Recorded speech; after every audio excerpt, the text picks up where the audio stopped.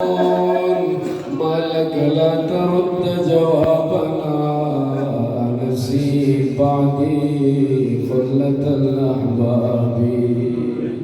اگرچہ ہم کربلا میں نہیں مگر ہمارے دل کربلا میں ہے.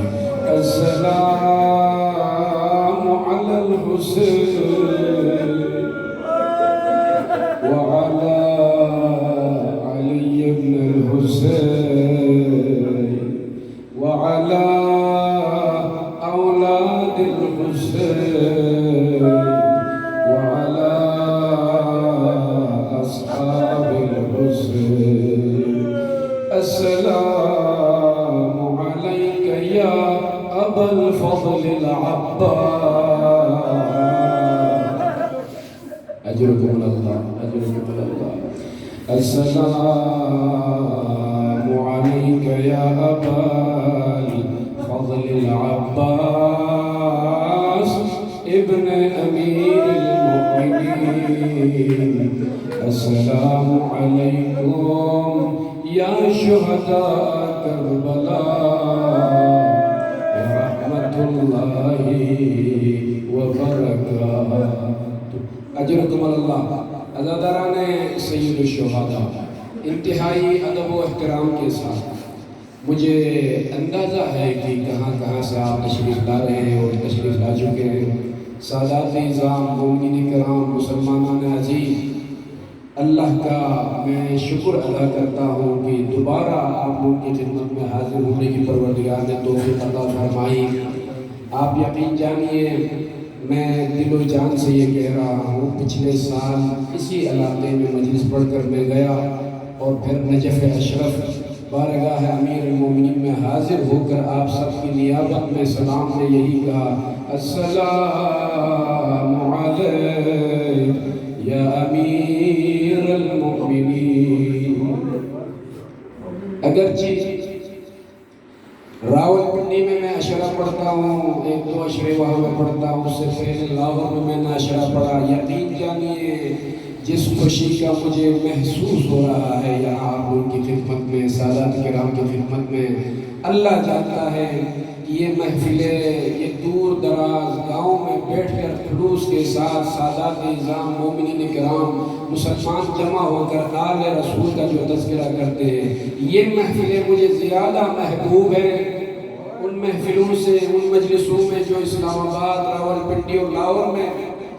اور میرے مسلمان بھائیوں یقین جانیے ایسا نہیں کہ یہاں پر میرے مسلمان بھائی شرکت کر رہے نہیں، بلکہ 2 دن پہلے کی بات ہے، مفتی محترم طارق جمیل صاحب کے نمائندے نے میری مجلس میں شرکت کی. ان کے سامنے بھی میں نے یہ گزارشات رکھ دی ہیں، میری مجلس پنجاب میں ہو یا شہر کراچی میں، ہر محل میں ہر مقام پر یہ کہا ہے کہ تمام مسلمانوں کی عزت و آبرو کی حفاظت کرنا میں ضروری سمجھتا ہوں. یعنی شان مصطفیٰ اور مقام مصطفیٰ. کون مصطفیٰ؟ وَمَا يَنْطِقُ عَنِ الْهَوَىٰ إِنْ هُوَ إِلَّا وَحْيٌ يُوحَىٰ. وہ مصطفیٰ جو اپنی مرضی سے بات نہیں کرتا، جب تک وحی نازل نہیں ہوتی محمد مصطفیٰ کے لب نہیں ہوتی.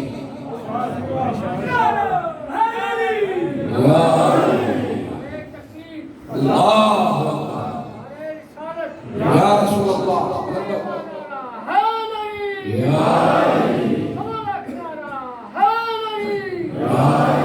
یہ شان مصطفیٰ ہے. اور توجہات کا طالب ہوں، جو انسان اپنی مرضی سے بات نہیں کرتا وہ انسان اپنی مرضی سے کسی کام کو بھی انجام نہیں دیتا. توجہ ہے. میں اگر اپنی مرضی سے بات نہیں کرتا ہوں، کسی کے کہنے پر بات کرتا ہوں، ظاہر سی بات ہے اپنی مرضی سے کسی کام کو میں انجام نہیں دوں گا. بیٹا اگر اپنی مرضی سے بات نہیں کرتا تو ظاہر سی بات اپنی مرضی سے کام بھی نہیں کرتا ہے یا نہیں ہے. اب آ جائیے وَمَا يَنْطِقُ عَنِ الْهَوَىٰ إِنْ هُوَ إِلَّا وَحْيٌ يُوحَىٰ. جو ہستی اپنی مرضی سے بات نہیں کرتی وہ اپنی مرضی سے کام بھی نہیں کرتی. اب مسلمانوں کو معلوم ہونا چاہیے جناب سیدہ پیغمبر اسلام کی بارگاہ میں تشریف لاتی ہے، مصطفیٰ کھڑے ہوتے ہیں تو رب کی مرضی کے مطابق کھڑے ہوتے ہیں، شیء الہی کے مطابق کھڑے ہوتے ہیں. اس لیے کہ مصطفیٰ اپنی مرضی سے بات نہیں کرتے ہیں۔ تو جب جناب سیدہ تشریف لاتی ہے، احترام کے لیے کھڑا ہونا مرضی الہی کے مطابق، صرف کھڑے نہیں ہوتے تھے۔ روایت بتاتی ہے قام الیہا، کھڑا ہونا اور ہے، 2 قدم آگے بڑھ کے اسے بات کرنا یہ ہے۔ اور اس کے بعد اگر کسی کے بارے میں، جناب سیدہ کے بارے میں، ان اللہ یرضا لرضا فاطمہ، اے فاطمہ اللہ کی رضا تیری رضا میں ہے، جن سے سیدہ راضی ہوگی ان سے اللہ راضی ہوگا۔ یہ فرمان مصطفیٰ ہے، فرمان مصطفیٰ، وہ مصطفیٰ جو اپنی مرضی سے بات نہیں کرتا۔ تمام مسلمان علماء نے اپنی تاریخی کتابوں میں، سیرت کی کتابوں میں یہ لکھا، ما ينطق عن الهوى ان هو الا وحی یوحی نے یہ فرمایا، لسان وحی سے یہ کلمات صادر ہوئے کہ اللہ یرضا لرضا فاطمہ ویغضب لغضب فاطمہ۔ اب پوری دنیا سے میرا سوال ہے، کوئی ایسی ہستی ہے دنیا میں جس کی رضا اللہ کی رضا ہو، جس کا غضبناک ہونا اللہ کے غضبناک ہونے کا سبب ہو، سوائے پنجتن پاک علیہ السلام۔ اور یہ بھی فرمایا پیغمبر اسلام نے کہ یا علی ان العبد لا ينال ولایتی الا بحب علی بن ابی طالب۔ تمام دنیا اسلام پاک پنجتن سے محبت کرتی ہے، اس لیے کہ فرمان مصطفیٰ ہے، کوئی بندہ مصطفیٰ کی ولایت تک اس کی رسائی ہو ہی نہیں سکتی جب تک ولایت علی کا اعلان نہ کرے، جب تک محبت علی کا اظہار نہ کرے۔ کوئی ناسبی بددینت خبیث انسان ہوگا جو علی سے محبت نہ کرتا ہوگا۔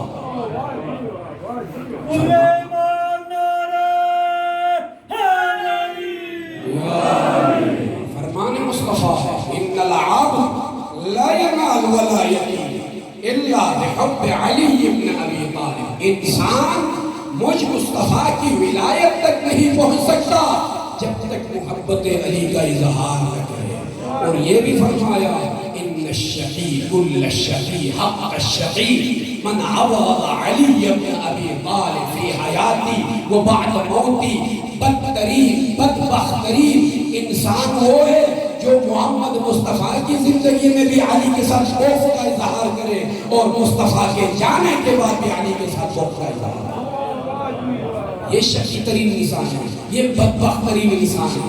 اور اس کے بعد یہ بھی فرمایا، فرمان مصطفیٰ ہے ان السعید کل السعید حق السعید من احب علی بن ابی طالب فی حیاتی و بعد موتی۔ سعادت مند ترین انسان، خوش قسمت انسان وہ ہے جو مصطفیٰ کی زندگی میں بھی علی سے محبت کا اظہار کرے اور رحلت مصطفیٰ کے بعد بھی نعرہ علی لگائے۔ نعرہ تکبیر، نعرہ رسالہ، یا رسول اللہ، نعرہ حیدری۔ فتحت ابواب السماء، آسمان کے دروازے کھول دیے گئے، الملائکہ ینزلون ومحمد ینظر الیہ، ملائکہ کا نزول شروع ہو گیا اور محمد مصطفیٰ اس منظر کا نظارہ کر رہے ہیں۔ یہ مقام مصطفیٰ، یہ معنوی کمال ہے کہ معنوی کمالات میں میرے نبی اس قدر بلند ہوئے کہ حجابات سماوی ہٹ گئے اور ملائکہ کے نزول کا مشاہدہ کیا۔ یہ ہے مقام مصطفیٰ۔ لیکن ظاہری جمال مصطفیٰ اور سیرت مصطفیٰ کیا رہی؟ حسان بن ثابت شاعر دربار رسول اللہ کیا فرما رہے ہیں؟ فلما نظرت الى جمال محمد المصطفى وضعت كفي على عيني خوفا من ذهاب بصري۔ جب نور مصطفیٰ کی طرف میں دیکھتا ہوں تو فوراً اپنے ہاتھ کو اپنی آنکھوں پر رکھ دیتا ہوں، کہیں ایسا نہ ہو نور مصطفیٰ کی وجہ سے میری آنکھوں کی بصارت چلی جائے۔ یہ ہے جمال مصطفیٰ، یہ ہے نور مصطفیٰ، یہ ہے جمال مصطفیٰ۔ آگے بڑھئے، وَأَحْسَنْ مِنْ لَمْ تَرَ قَطْ عَيْنِي۔ اے محمد مصطفیٰ، تجھ جیسا حسین انسان کو میں نے دنیا میں نہیں دیکھا وَأَجْمَلْ مِنْ لَمْ تَلِدِ النِّسَاءُ اللہ کی قسم آدم ابو البشر سے لے کر آج تک کسی عورت نے محمد جیسے خوبصورت انسان کو نہیں جانا. اور اس کے بعد آگے بڑھ کے شاعر کیا کہتا ہے خلق مبرأ من کل عیب. اے محمد مصطفیٰ تیری خلقت میں کوئی عیب اور نقص نہیں پایا جاتا. کأنک قد خلقت کما تشاء یوں محسوس ہوتا ہے تیری خلقت تیری مشیت کے مطابق. یہ ہے جمال مصطفیٰ, یہ ہے نور مصطفیٰ, یہ وجود مبارک مرکز اتحاد المسلمین ہے. محمد مصطفیٰ کا مقام شان رسالت شان مصطفیٰ مرکز ہے. تمام مسلمانوں کو اس وجود مبارک پر جمع ہونے کی ضرورت ہے. درود بھیجیے محمد والے سید انداز میں گریہ کر رہے ہیں. کیا چیز آپ کو رلا رہی ہے, کیا منظر آپ کو رلا رہا ہے؟ اب کی علی ذریتی, میں اپنی ذریت پر گریہ کر رہا ہوں, اپنی ذریت پر جناب سیدہ کی مظلومیت کو میں دیکھ رہا ہوں, حسین ابن علی کی مظلومیت میں دیکھ رہا ہوں, اور زینب کی اسیری پر میں گریہ کر رہا ہوں, حسن مجتبیٰ کی مظلومیت پر میں گریہ کر رہا ہوں. جناب سید صلی اللہ علیہ وسلم نے پوچھا یا رسول اللہ جب واقعی کربلا جس کا آپ تذکرہ کر رہے ہیں بابا اس وقت رونے والا کوئی ہوگا؟ توجہ ہے, اجرکم اللہ, یہ شرف ہے میرے اور آپ کے لیے. جناب سیدہ اپنی زندگی میں پریشان رہی کہ جب واقعی کربلا ہوگا تو میرے فرزند پر, میرے لال پر, میرے مظلوم پر گریہ کرنے والا کون ہوگا؟ پیغمبر اسلام نے فرمایا تھا یا زہرا مرضی پریشان ہونے کی ضرورت نہیں, میری امت کے مرد حسین پر گریہ کریں گے اور میری امتی خواتین جناب شہزادی زینب کی مصیبت کو یاد کر کے اجرکم اللہ. اسی لیے یہ سیرت مصطفیٰ رہی ہے گریہ کرنا, اسی لیے ہم گریہ کرتے ہیں. آدم ابو البشر کا بھی, آدم ابو البشر کربلا سے گزر ہوا, گھوڑے سے گرے, تاریخی جملے ہیں, گھوڑے سے گرے, پاؤں میں خراش آئی, خون جاری ہوا. پاؤں سے جب خون جاری ہوا تو آدم ابو البشر نے رب جلیل سے فریاد کرتے ہوئے کہا پروردگار یہ کون سی سرزمین ہے, آخر مجھ سے کون سی خطا سرزد ہوئی ہے, اچانک گھوڑے سے گرنا اور پاؤں سے خون نکلنا. پروردگار کی طرف سے ندا آئی, اے آدم ابو البشر تو بڑا خوش قسمت انسان ہے, اس زمین پر تمہارا خون گرا ہے جس زمین پر زہرا کے فرزند کا خون گرا. آدم ابو البشر نے پوچھا آخر وہ کون سی ہستی ہوگی جس کا خون اس زمین پر گرنے والا ہے؟ پروردگار کی طرف سے یہی آواز آئی, اے آدم جس ہستی کی برکت سے تمہاری توبہ قبول ہوئی ہے اس ہستی کو 3 دن بھوکا پیاسا اسی سرزمین پر شہید کیا جائے. آدم ابو البشر نے جو ہی حسین ابن علی کا نام سنا بلند آواز میں زمین کربلا پر کھڑے ہو کر واہ حسینہ واہ حسینہ واہ حسینہ. آدم ابو البشر نے گریہ کیا اور اس کے بعد جناب نوح علیہ السلام نے بھی گریہ کیا اسی سرزمین پر. جناب نوح علیہ السلام کی قوم جہاں جناب نوح کو دیکھتی تھی, قوم بڑی بدکار اور بد اخلاق قوم تھی, بہت اذیتیں دی جناب نوح کو. جہاں قوم دیکھتی تھی فوراً پتھر برساتی تھی, اور زمین کربلا پر جناب نوح کو ایک پتھر لگا. ارباب مقادیر نے بھی لکھا اور تاریخ میں بھی بیان ہے, ایک پتھر لگا جناب نوح کی پیشانی پر اسی زمین کربلا میں. خون جاری ہوا, بارگاہ الہی میں شکوہ کرتے ہوئے جناب نوح نے کہا پروردگار اسی سرزمین پر میری پیشانی میں پتھر لگا اور خون جاری ہوا. معلوم ہے جواب کیا ملا؟ اے نوح, اے آدم ثانی, صرف ایک پتھر لگا اور تو نے شکوہ کیا. معلوم ہے فرزند زہرا کو کتنے پتھر لگیں گے اسی سرزمین. اتنے پتھر اور اتنے تیر اور اتنے نیزے اور اتنے خنجر کہ بہن نہیں پہچان سکے گی آخی انتن حسین، سچ بتا بھائیا حسین کیا تو ہی حسین؟ وہ منظر اسی کربلا میں رونما ہونے والا ہے، اور اس کے بعد انبیاء کا یہ سلسلہ جاری و ساری رہا۔ جناب اسماعیل کا بھی گزر اسی سرزمین کربلا سے ہوا ہے۔ میرے مسلمان بھائیوں، ہر نبی نے گریہ کیا ہے، آسمانوں نے بھی گریہ کیا، زمینوں نے بھی گریہ کیا، حیوانوں نے بھی گریہ کیا۔ جس مقام سے پتھر اٹھایا گیا اس مقام پر خون جاری ہوا، یہ ہے واقعی کربلا۔ جناب اسماعیل اپنے حیوانات کو، بھیڑ بکریوں کو چراتے چراتے نہر فرات کے نزدیک پہنچے۔ پانی پینے کا وقت ہو گیا، کیونکہ حیوان چرنے کے بعد پانی پیتا ہے، اور یہ بکریاں، یہ بھیڑ، یہ حیوانات آگے بڑھے مگر نہر فرات سے پانی نہیں پیتے، بلکہ سر کو اٹھا کر گریہ کرنا شروع کیا۔ حیوان گریہ کر رہے، اسماعیل پریشان ہوئے۔ جناب اسماعیل فریاد کی بارگاہ الہی میں، پروردگار گرمی کا موسم ہے، حیوان چرنے کے بعد پانی پیتا ہے، مگر نہر فرات سے میرے یہ حیوان پانی نہیں پی رہے۔ رب کی طرف سے جواب یہی ملا، اے اسماعیل یہ حیوان اپنی زبان بے زبانی میں گریہ میں مصروف ہے، اس لیے کسی نہر فرات کے کنارے زہرا کا لال 3 دن کا بھوکا پیاسا شہید کیا۔ یہ تاریخ انبیاء ہے۔ میں مسائل کی طرف میں منتقل ہو رہا ہوں۔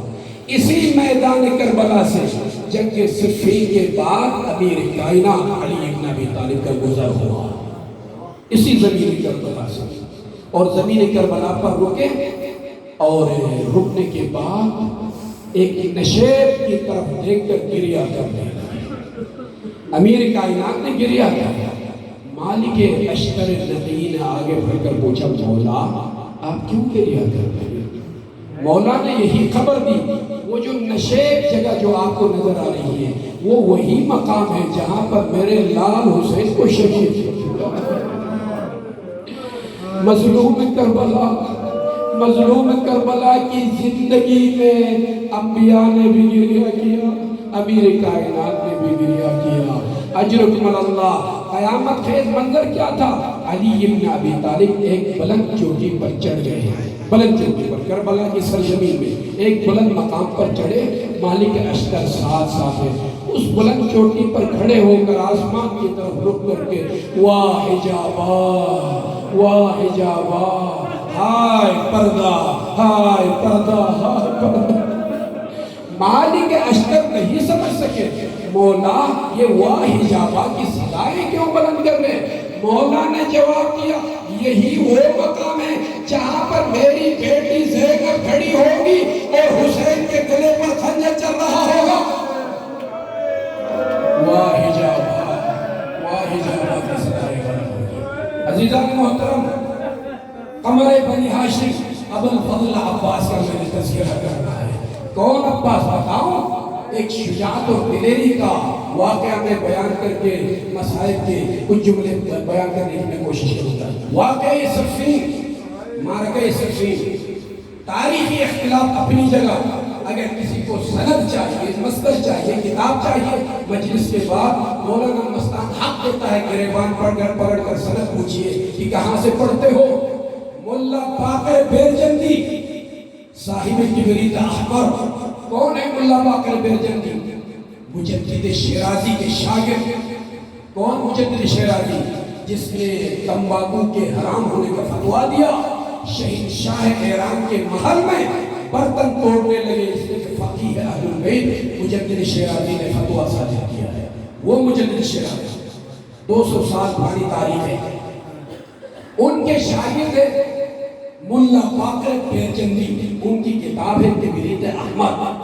کبریت احمر میں یہ مصنف لکھتے ہیں کہ واقعی صفین میں ایک طرف امیر شام کا لشکر ہے، ایک طرف امیر کائنات علی ابن ابی طالب علیہ السلام کا لشکر ہے، اور لشکر مد مقابل دونوں لشکر کھڑے ہیں۔ اچانک علی ابن ابی طالب کے لشکر سے ایک نوجوان، عمر بہت کم ہے، 16 سال 17 سال یا اس سے کم یا پھر زیادہ، اس عمر میں ایک نوجوان اچانک میدان میں غائب ہوا اور چہرے پر نقاب ہے، چہرے پر نقاب ڈال کر میدان میں غائب ہوا اور تلوار کو ہوا میں لہراتے ہوئے مبارز طلبی کی، ہے کوئی لشکر امیر شام میں جو مجھ سے مقابلہ کر سکے؟ توجہ ہے؟ تو ایسے میں تاریخ کے یہ الفاظ ہے، ظہرت منہ آثار الشجاع، اگرچہ عمر میں کم سن ہے مگر جسم سے شجاعت کے آثار نمایاں ہو رہے ہیں۔ اس منظر کو دیکھ کر امیر شام نے شجاع ترین انسان کو پھینکا جو اس کے لشکر میں سب سے بہادر ترین انسان تھا، ابو شعشاع۔ ابو شعشاع سے کہا، اے ابو شعشاع، یہ مبارز طلبی کر رہا ہے، جوان کے مقابلے میں میدان میں مبارز طلبی جنگ ہوتی ہے، اجتماعی جنگ نہیں، انفرادی جنگ، شجاعت کا مظاہرہ کر رہا ہے۔ ابو شعشاع نے کہا، اے امیر شام، تو کیا سمجھ رہا ہے؟ اہل الشام یعدوننی بعشرۃ آلاف فارس، میں عربی عبارت پڑھ رہا ہوں کتاب سے تاکہ اطمینان ہو جائے کہ سنی ہوئی باتیں نہیں، پڑھ کر میں بیان کرتا ہوں۔ اہل الشام یعدوننی بعشرۃ آلاف فارس، اے امیر شام، تو اس نوجوان کمسن بچے کے مقابلے مجھے بھیج رہا ہے؟ اہل شام مجھے 10,000 پہلوان اور بہادر اور شجاع انسانوں کے مقابلے میں مجھے سمجھتا ہے، میری طاقت بھی نہیں ہے، میری شجاعت بھی نہیں ہے، 10,000 جوانوں کے مقابلے میں مجھے بھیجا جاتا ہے اور اس تقسیم کے مقابلے میں تو مجھے بھیج رہا ہے۔ تو امیر شام نے کہا، اے ابو شعشاع، ماذا نصنع بہ، یہ نوجوان پکار رہا ہے میدان سے، ہے کوئی لڑنے کے لیے، اب کیا کیا جائے، اس کو بھیجیں؟ تو امیر شام نے کہا، ان لی 7 اولاد، میرے 7 بیٹے ہیں، 7 ایک نہیں، 7 بیٹوں میں سے کسی کو بھیج دیں، کام تمام کر لے گا۔ یقین جانیے یہ نقاب چہرے پر ڈال کر کم سن بچہ کوئی نہیں پہچان رہا کہ کون ہے جس کے جسم سے آثار نمایاں ہے شجاعت کے، دلیری کے، اور مسلسل جوان کو طلب کر رہا ہے لشکر شام میں کوئی جو مجھ سے لڑے۔ اور امیر کائنات کے لشکر کے بعد افراد کو بھی معلوم نہیں ہے کہ آخر کون وارد ہوا میدان میں اچانک، جو ان کے چہرے پر نقاب ہے اور عمر میں چھوٹے۔ ابن شعشاع نے یا ابو شعشاع نے کہا، میرے 7 بیٹے ہیں۔ امیر شام نے ایک ایک کرتے ہوئے 7 بیٹوں کو میدان میں بھیجا، مگر یہاں رک کر یہ جملہ عرض کرنا چاہتا ہوں، تاریخ میں 2 ہی عجیب و غریب منبر ہمیں نظر آتے ہیں، ایک غدیر کا منبر تھا اور میدان صفین میں ابو شعشاع کے 7 بیٹوں کے جنازوں کا منبر بنا دیا۔ وہ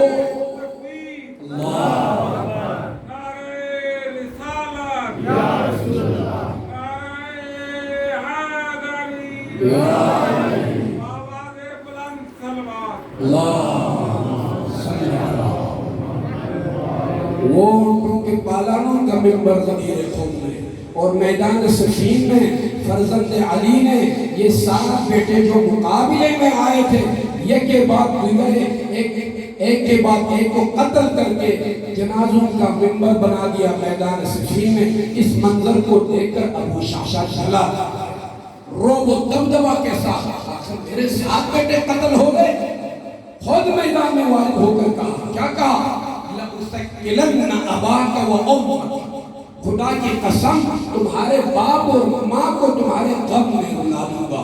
یہ جملے کہتے ہوئے یہ لعین آگے بڑھا، یقین جانیے قَدَّهُ نِصْفَيْنِ، فرزند علی نے ایسی ضرب لگائی جسم کے 2 ٹکڑے ہوئے۔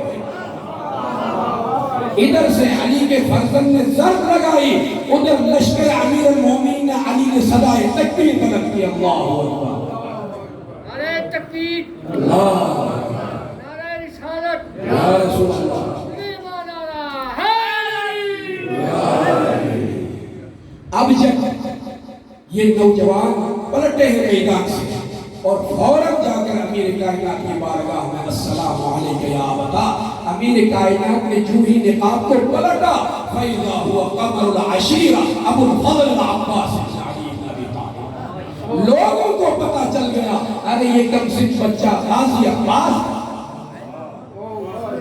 یہ ہے شجاعت غازی عباس۔ اور بصیرت میں، دانائی میں، فہم میں، یقین جانیے شجاعت عباس ایک طرف اور فہم و فراست ایک طرف۔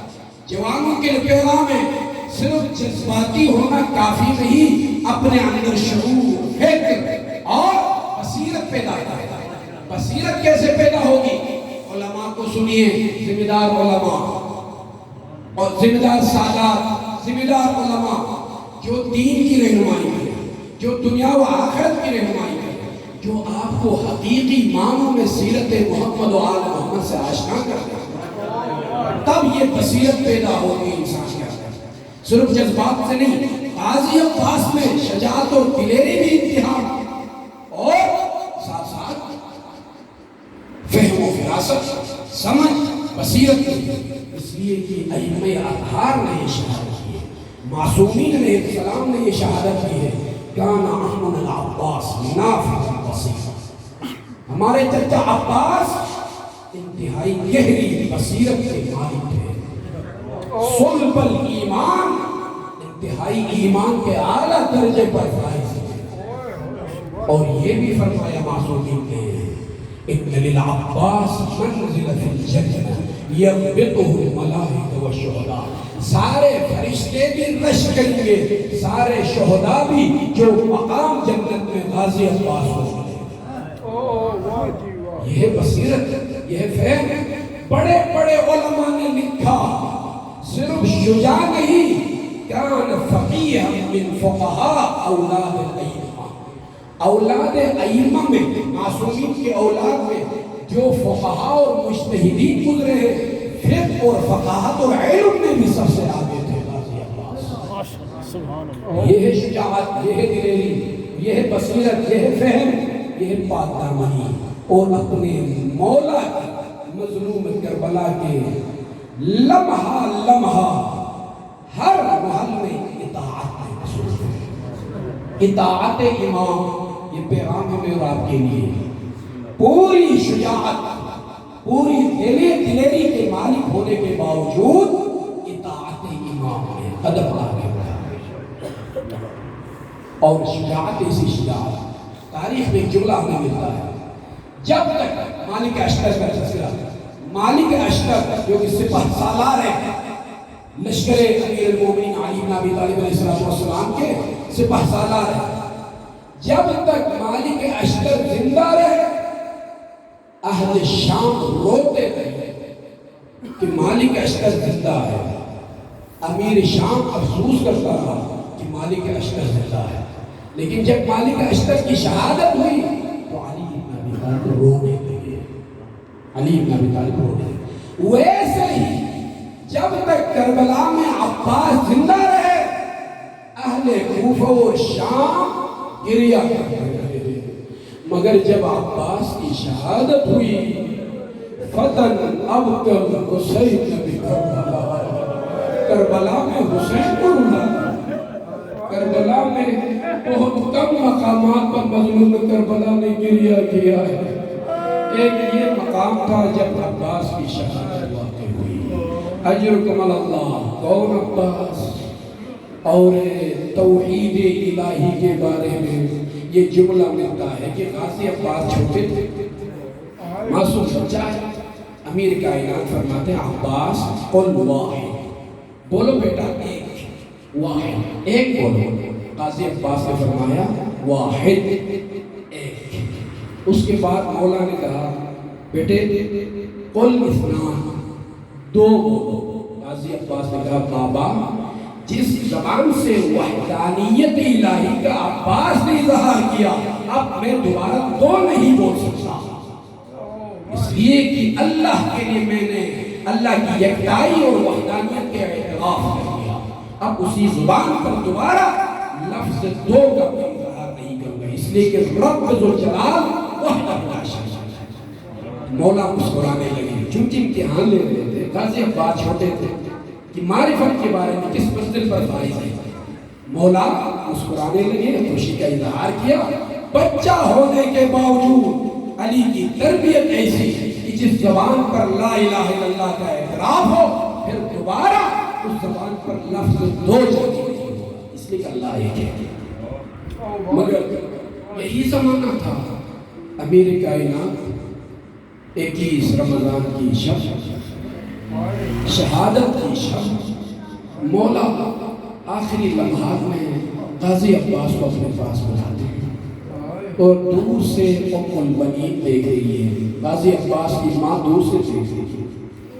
غازی عباس کو اپنی گود میں لینے کے بعد چھوٹی چھوٹی آستینوں کو پیچھے کی طرف ہٹا کر ننھے ہاتھوں کا مسلسل علی ابن ابی طالب بوسہ دے رہے ہیں اور مسلسل علی ابن ابی طالب گریہ کر رہے ہیں۔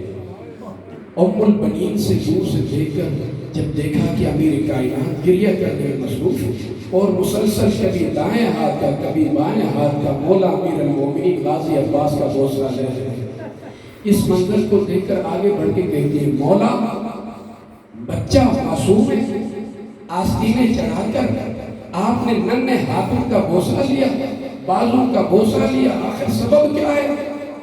مولا روتے ہوئے فرمایا، مولا نے روتے ہوئے فرمایا یا ام البنین ہاتان الیدان تخضعان فی واقعۃ کربلا لنصرت ابن الحسین۔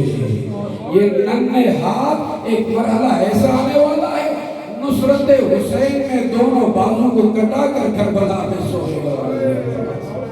اجرکم اللہ۔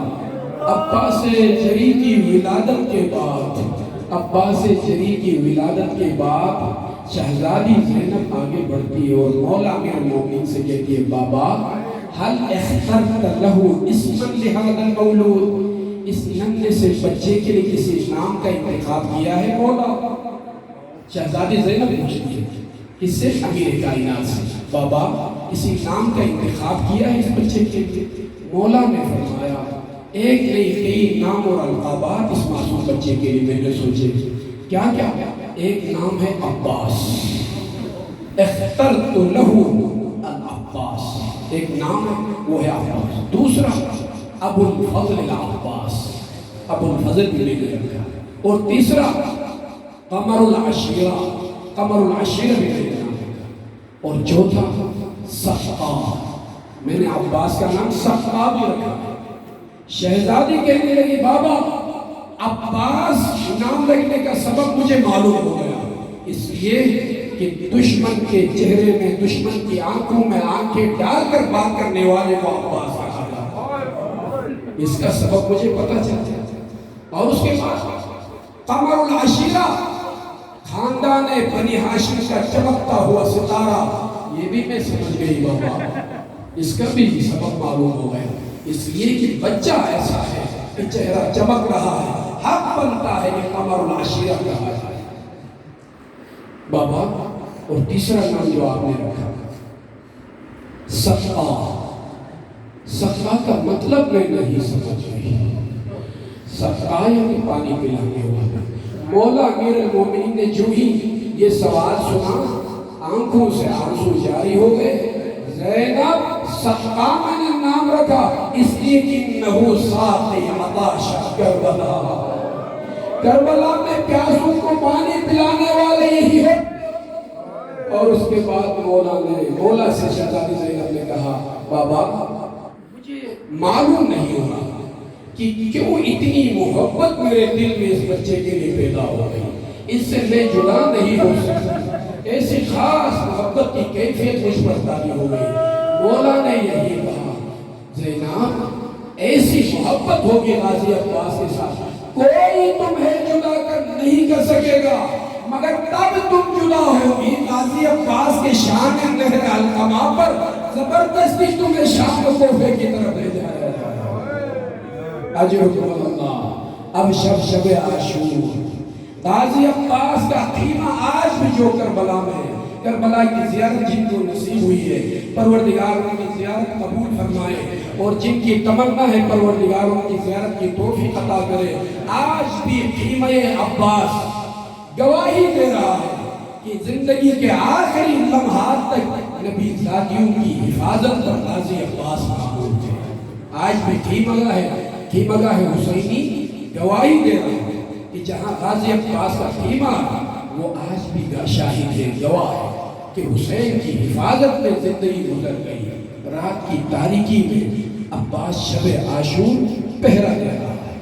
خیمگاہ حسینی کے گرد شہزادی زینب کے خیمگاہ، شہزادی ام کلثوم، حسین کی بیٹیاں، نبی زادیاں، زہرا کی بیٹیاں حفاظت پر مامور ہیں۔ زہیر ابن تیم آگے بڑھے رات کی تاریکی میں، اے عباس، جب آواز دی غازی عباس نے کہا اے زہیر جو کچھ کہنا ہے جلدی کہو، اس لیے کہ کہیں حفاظت میں کوتاہی نہ جائے۔ نبی زادیاں آرام کر رہی ہے، شب عاشور میں حفاظت پر مامور ہوں۔ اے زہیر ابن تیم، عباس کے پاس وقت نہیں ہے، فوراً بولیے۔ زہیر ابن تیم نے کہا بس ایک جملہ عرض کرنا ہے۔ وہ کیا؟ اے غازی عباس، ایک واقعہ یاد دلانا چاہتا ہوں۔ جناب سید سلام اللہ علیہ کی شہادت کے بعد آپ کے بابا امیر المومنین نے اپنے بھائی عقیل سے کہا تھا کہ مجھے ایک ایسی خاتون اور عزتدار خاتون ڈھونڈنا جن سے میں شادی کر لوں اور نتیجے میں ایک ایسا فرزند پیدا ہو کہ کربلا میں میرے مظلوم بیٹے کی نصرت کر سکے۔ اے غازی عباس، آج وہی دن ہے، امیر المومنین کی دعا قبول ہو گئی ہے۔ دست ادب جوڑ کر میں عرض کروں گا غازی عباس، حفاظت میں کوتاہی نہیں کرنی ہے۔ غازی عباس نے جو ہی یہ جملہ سنا، جوش و جلال میں آ کر غازی عباس نے کہا اے زہیر تشجعنی، تو مجھے شوق شجاعت دلا رہا ہے۔ اللہ کی قسم کر روز عاشور اس شجاعت کا مظاہرہ کروں گا جس کی مثال تمہیں نہیں ملی۔ اجرکم اللہ۔ مگر ایک ذمہ دار عالم دین جو کربلا میں آج بھی زندہ ہے، انہوں نے کتاب لکھی العباس۔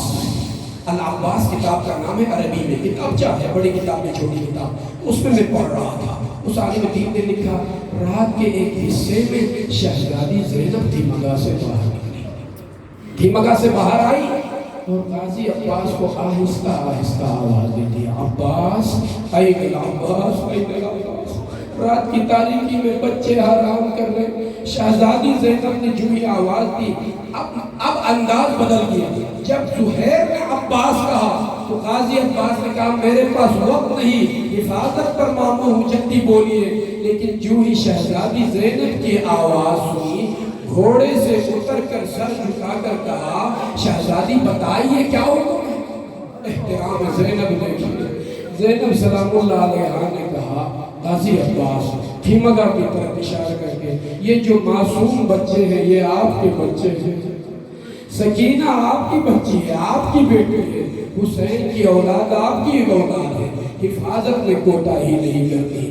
اجرکم اللہ۔ بس مصائب کی طرف میں بڑھ رہا ہوں، آخری جملے ہیں۔ معلوم ہے حسین کے غم میں بلند آواز میں گریہ کرنے کی فضیلت کتنی ہے۔ امام صادق علیہ السلام نے فرمایا اللہم ارحم تلک الوجوہ التي غیرت الشمس، اللہم ارحم تلک الصرخہ التي کانت لنا، پروردگار اس چیخ پر اپنی رحمت نازل فرما جو ہمارے غم میں بلند ہوتی ہے۔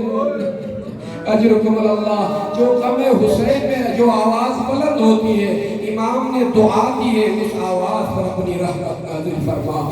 اجرکم اللہ۔ روز عاشور مسلسل اصحاب کرام اور جوانان بنی ہاشم نے قربانیاں دی۔ غازی عباس کا دل تڑپ رہا ہے، بے چینی میں اضافہ ہوتا گیا۔ آخر کار آگے بڑھے، مولا سے کہنے لگے مولا حکم دیجئے، اب میں جانا چاہتا ہوں مقتل کی طرف۔ غازی عباس سے کہا اے غازی عباس تو سپہ سالار ہے، پرچم تیرے ہاتھ میں ہے، اگر اصحاب کو معصوم بچوں کو یہ پرچم نظر نہیں آئے گا تو مایوس ہو جائیں گے۔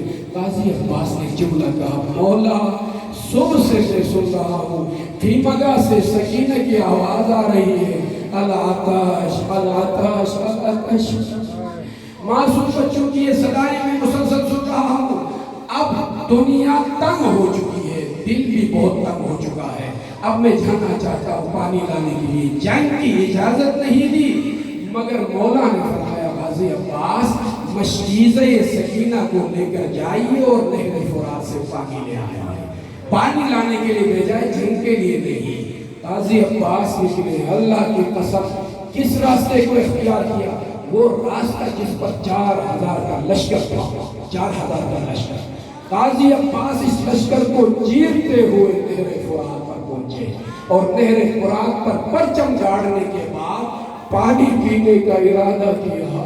اجرکم اللہ, ہاتھوں سے جب پانی اٹھایا تو باتیں یاد آ گئی. فذکر عطش الحسین, حسین کی پیاس یاد آ گئی. نہر فرات سے جس پانی کو اٹھایا تھا اس پانی کو دوبارہ پھینک دیا.